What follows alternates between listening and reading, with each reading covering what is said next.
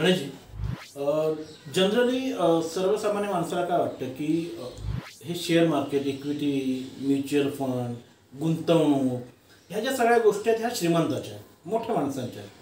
त्याच्या सर्वसामान्य माणूस कसं काय करणार? तर एक सर्वसामान्य माणसांचाच हा एक प्रश्न आहे की या शेअर मार्केटमध्ये, इक्विटी मार्केटमध्ये सर्वसामान्य माणूस येऊ शकतो का? आणि जर तो येणार असेल तर त्याने ते कशा पद्धतीने यावं किंवा कशा पद्धतीने आपली गुंतवणूक करावी?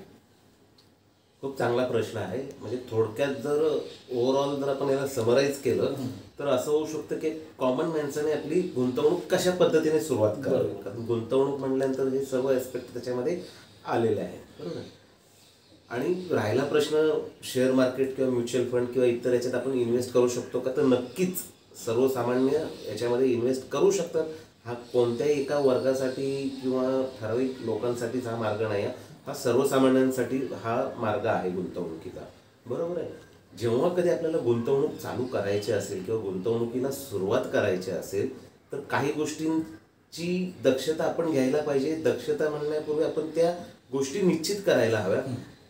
त्याच्यामध्ये सर्वप्रथम जसं मी मगाशी सांगितलं की तुमचा गोल काय आहे, तुम्ही इन्व्हेस्टमेंट सुरू करताय ती नेमकी कशासाठी करता आहात. त्याच्यानंतर दुसरं येऊ शकतं की तुमची रिस्क घेण्याची कॅपॅसिटी किती आहे, बरोबर आहे.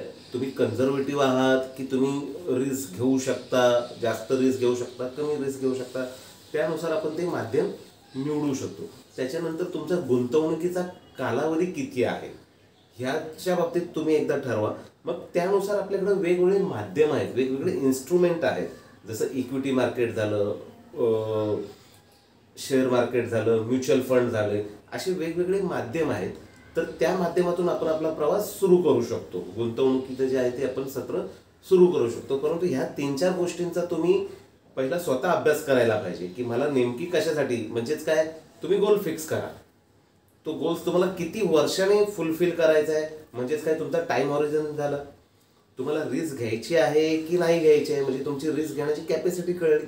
मग त्यानुसार आपण ॲडवायझर सोबत बसून त्याचं प्लॅन करू शकतो आणि गुंतवणुकीला आपण सुरुवात करू शकतो.